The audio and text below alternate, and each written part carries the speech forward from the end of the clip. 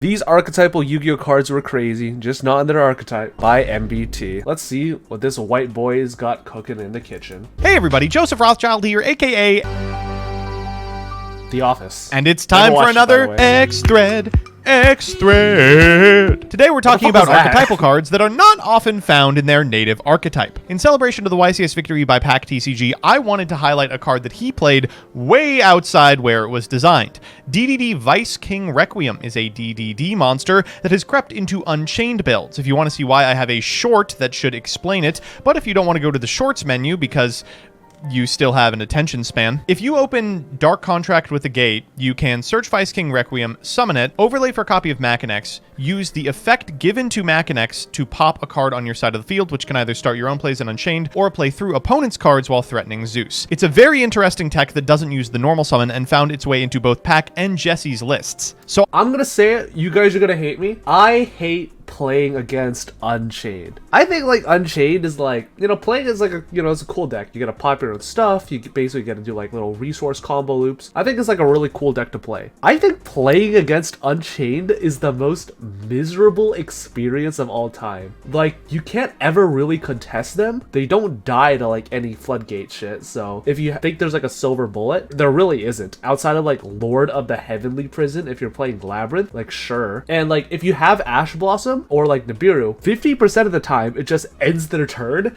and the other 50% of the time it just does nothing, which is so obnoxious. Like, I think Unchained is cool, but like, oh my god, this deck is so fucking miserable. Silent Graveyard. If I could open Silent Graveyard, if I was that good at Yu-Gi-Oh, I would be a fucking YCS champion right now. Now, the real spice is Gravekeeper's Inscription, but you didn't hear that from me. I asked for similar cards found in decks that aren't necessarily where they were expected to be. Let's see what you've got. I'm surprised I'm not seeing this little guy here. Darth Nash is absolutely correct. Jurak Aolo saw a ton of play from about 2016 until... God, I fucking hate this card. He's still around. Jurak Aolo was a staple in any dinosaur list since the structure deck up until Animadorned Archosaur came out. Even then people were considering him a one-star tuner is pretty hard to come by. Of course, this mattered a lot more when you could use Miscellaneousaurus to get into Danglong, but he still found a lot of play even after that, as a way to take 2 4s plus himself to make like Trishula. Inner Crescent says, but the real tech for Aolo was if you wanted to go Halcharorodon into Dinosaur, because guess what? Aolo's a tuner. Normal Ovi, add Misk. Misk send itself, banish 1, summon Aolo, make Halcha-Fibrax, win the game. Just as God intended. As I started playing Yu-Gi-Oh! Right before LGTY's release, I was excited to build Mecha Phantom Beast as one of my first archetypes ever. Then I learned about Dracosac's $200 price tag. Turns out there was another set of monsters in the same set that makes rank 7s more easily. This had to be intended to work with the Dragon Rulers. It's a dragon. Like, it's functionally a machine already. Dino Wrestler Pankratops, the perfect example. This card is the only playable card in its entire archetype. It's so unbelievably powerful. I think we all expected when it came out that it was going to be a secret, but Konami printed it at common, so everyone got to play it. We played 3 copies until it went to 1, and even now you sometimes see it show up. Obvious answer. It's insane how good Pankratops was. And by was, I mean is. Like, it is insanely broken. I don't think it's like the biggest stretch in the world to call it like the best going second card ever printed. And I do not say that lightly. Like, it's better than Thrust, it's better than Tactic, it's better than like Evenly Matched. It just does everything. It's got a huge body, it's got a quick effect spot removal, so it could play under skill drain as well. I remember like pre-toss format, back when we were still on like Trickstar and Goki and stuff, Trickstar literally did not have an out to Pankratops. Like, if you summoned a single Pankratops versus any Trickstar board, no matter what they did, they literally could not beat it unless like maybe you let them play for like 3 turns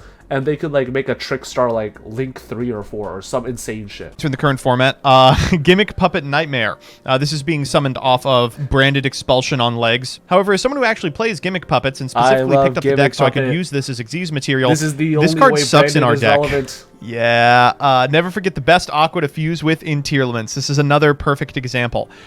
This card saw a lot of play in Tearlament because Primeval Planet Pellerino was so important to the deck's ability to play through pretty much anything that many individuals were playing the Crystal Beast Rainbow Trap card, which you can banish, send a Crystal Beast from your deck to the graveyard, then terraforming. And the Crystal Beast you would send is Emerald Tortoise, which can be half of Kid Kalos because it's an aqua. We used to I hated tier. Any fucking tier limit tech, I fucking despise. It was the most disgusting shit of all time.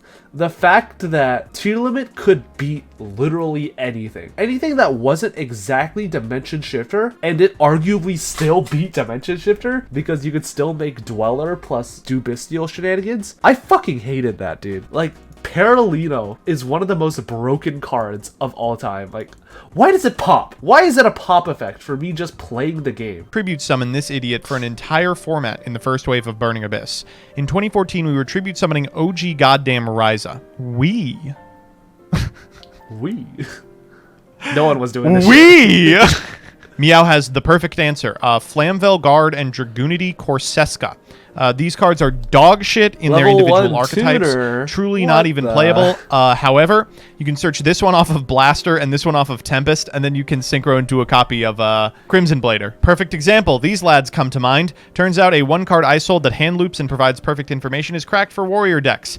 But I think the kicker is how ass the package is in Hero. The funny thing is when I was first getting into Yu-Gi-Oh! This was way back in like Dark Saviors format, and I was still like completely new to like TCG Player or whatever. I remember they announced Space Connector and Summon Sork were getting super rare printings in, I think it was like Soul Fusion special editions. Y'all remember special editions? Anyways, I remember I took my skateboard out of my house and I fucking boarded all the way to GameStop, and I remember buying like 6 Soul Fusion special editions just so I could get 3 of each, because Summon Sork was still illegal back then, which was insane. And B, I theoretically wanted to play the Goki Dark Warrior shit. And then both of them got banned like a week later, so that wasn't very cool. I hope you weren't planning on using Cross Crusader this turn.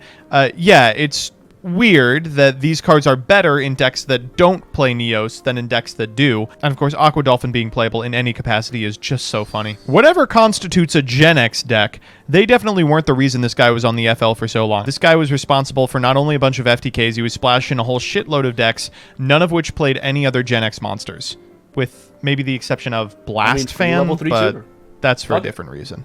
Dragon Maid and Dragon Link players around the world celebrate that this doesn't say 2 hieratic monsters or 2 normal dragon monsters. Right? Like, they're the revolving spheres. They should be the sphere twice. Ever since this card was released, Dragon Link just hasn't been the same. This is the end board for Dragon Link. Dragon Link could literally end on like just this, and it would probably be good enough. I'm not even joking. Like, against 90% of that, like, sometimes all you need is like spheres plus a Bestial. And that is like all you'll ever need in the world. The Bestial is an interrupt and it searches a dragon, and then the spheres is an interrupt that specials a dragon, which can also search a dragon. And if the Bestial isn't Magnamut, then you can summon Magnamut off of Heavenly Spheres, and then you get the search, and then you get the draw, and then you get to go full fucking combo on your opponent's turn because this deck is fucking Turbo Aids. But no, just 2 dragon monsters. This one has shown up in a couple of Twitter threads now. Meant for the Herald archetype, this ball of cocaine decided it wanted to be in every deck that so much it glances as a ritual monster or spell, or, I mean, wants to make a negate off of 4 stars worth of synchro material.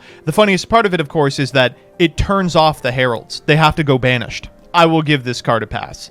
It is good in Predaplant, but oh man, these 2 were everywhere in everything for the entire lifespan of Brilliant Fusion. This is my... I used to play... I remember back then when I used to play Skull Servant, because that was the first deck I ever bought. By the way, I bought half of it out of Troll and Toad, and the other half I got from Amazon, and I wish I was joking. I would normal summon like Orphis Scorpio, and I discard White Prince, and I just go fucking plus infinity. Oh my god, I miss those days. Favorite Gravekeeper. An answer that only individuals who were sentient before 2004 can remember, but yes... Gravekeeper played a one of Malefic Stardust Dragon. You want to know why? He's like pretty big. It prevents them from MSTing Necro Valley. Drytron makes every bad ritual into a win condition. Amorfactor Pain for turn skip, Magician of Black Chaos for Azathoth, Magic-Key for unlocking so you don't lose to Dark Ruler. Wait till you see them search the world off Ben 10. I'd rather not. This is a fun one. Dual Links hand traps. Veil being good in Fire King and Invoked back in the day, and it's still at limit 3 for some reason. This thing's at limit 3. And White Princess being so good since it came out, it still sees play in Trickstar. These were so funny. The whole point of Battle and Boxer Veil was just like, I blank the battle phase, get fucked. And White Princess, it literally just changes attack values. It's so funny. The one who started it all, easily accessible boss monster everybody but the Archetype uses. For years, so many people had no clue that AOJ was even an Archetype, and it's insanely hard for them to make the 5-star. I've played the solo mode. I know how bad it is in AOJ. But everywhere else, ooh. The most played Melfi cards by a landslide in Master Duel are Caddy and Penny because, of course, Sprite. Also, shame on everyone who calls their deck Melfi Sprite but only plays these two. Put a damn Wally in your deck if you want the title.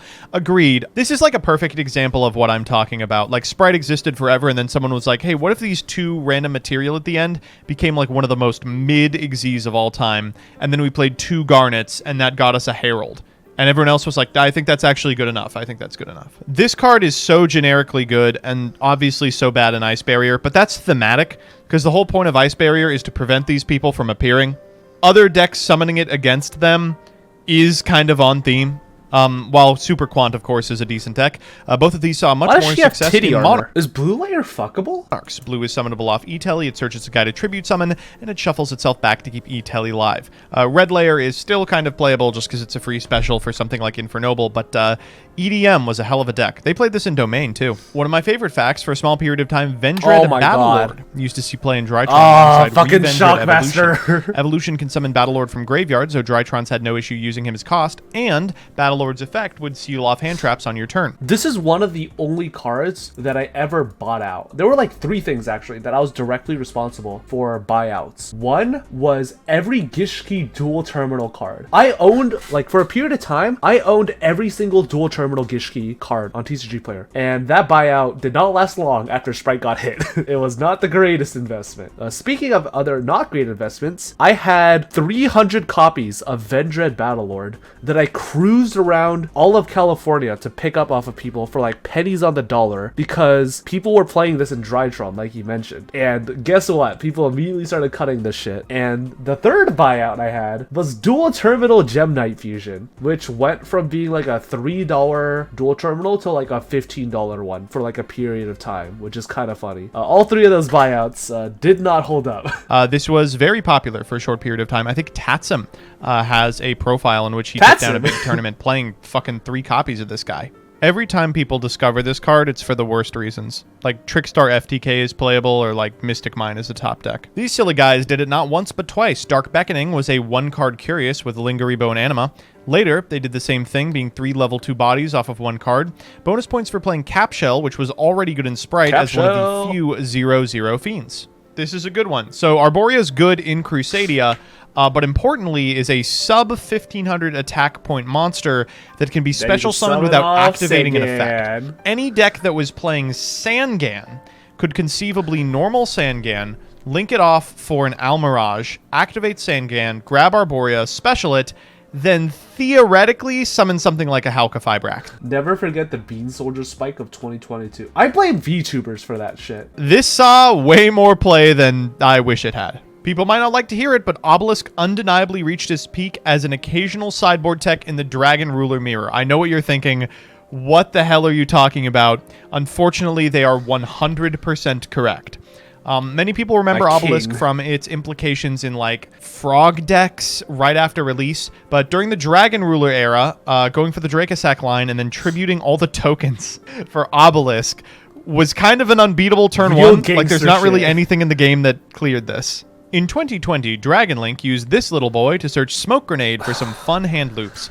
Oh my god. Oh, I'm getting fucking flashbacks. I'm unironically getting PTSD looking at this card. A little bit of Stevie lore. If you guys see in like my stream banner art or like my Twitter banner art, you'll see that there's a little jersey here that says Playmakers. And you may be like thinking like, what the fuck is Playmakers? Well, it turns out that for a pretty considerable amount of time, I was part of a pro Yu-Gi-Oh team called Team Playmakers, and it was basically luxury gaming too. I was on it alongside Trishula TTV, and the entire thing fell apart 50% because the team owner had a kid. So shout outs to you, Adam, who I met on Dueling Book after I Gem Knight FDK'd him twice. And the second thing why that team collapsed was because there was a gambling ring going on regarding money matches that I definitely did not participate in. And one of the team members who ran that gambling ring just never paid anyone.